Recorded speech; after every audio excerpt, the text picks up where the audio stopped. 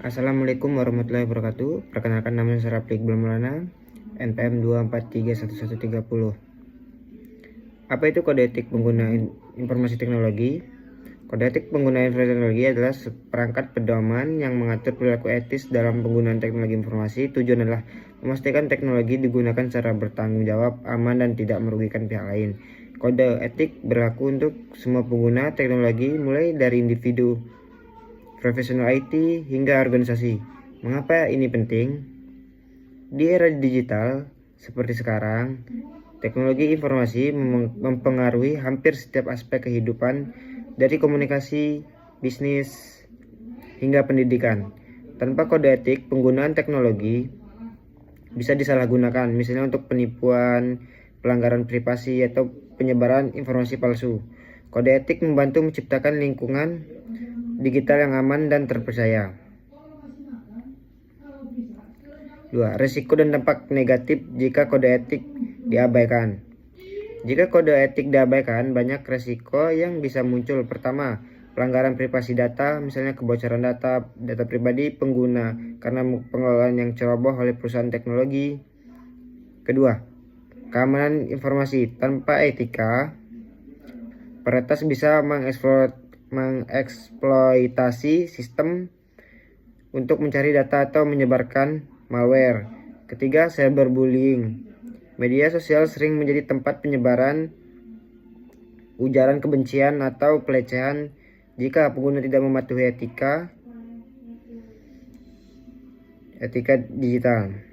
Contoh nyata, pada tahun 2018, kasus Cambridge Analytica mengungkapkan bagaimana data jutaan pengguna Facebook disalahgunakan untuk memengaruhi pemilu.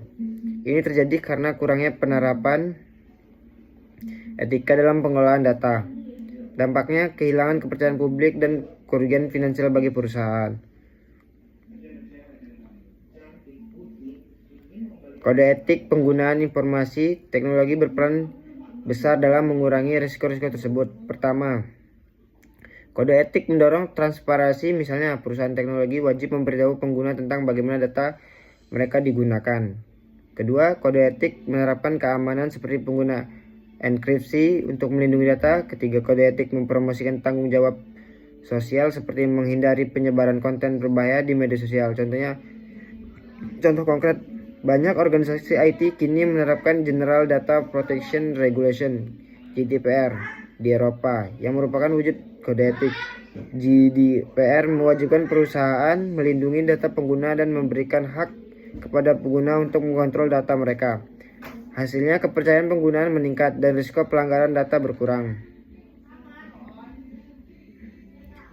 Contoh kasus nyata. Salah satu contoh sukses penerapan kode etik adalah kasus Google dan Project Maven. Pada tahun 2018, Google bekerjasama dengan Departemen Pertahanan AS untuk mengembangkan AI pengenalan gambar, namun karyawan Google memprotes proyek ini karena dianggap melanggar etika pengguna AI untuk tujuan militer. Akar permasalahan adalah kode etik internal Google yang menerapkan jangan berbuat jahat. Akibat Google menghentikan proyek tersebut menunjukkan bagaimana kode etik dapat mencegah penyalahgunaan teknologi.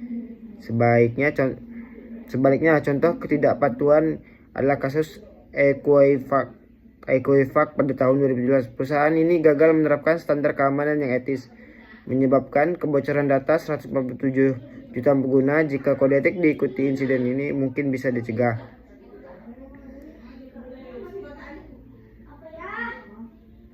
Mematuhi kode etik pengguna. Manfaat kode etik. Mematuhi kode etik pengguna informasi teknologi membawa manfaat besar bagi individu. Kode etik melindungi privasi dan keamanan data mereka, sehingga mereka merasa aman menggunakan teknologi. Bagi organisasi, kode etik meningkatkan reputasi dan kepercayaan pelanggan yang pada akhirnya mendukung keberlanjutan bisnis. Bagi masyarakat, kode etik menciptakan ekosistem digital yang lebih adil dan aman, mengurangi konflik seperti penyebaran hoax atau cybercrime.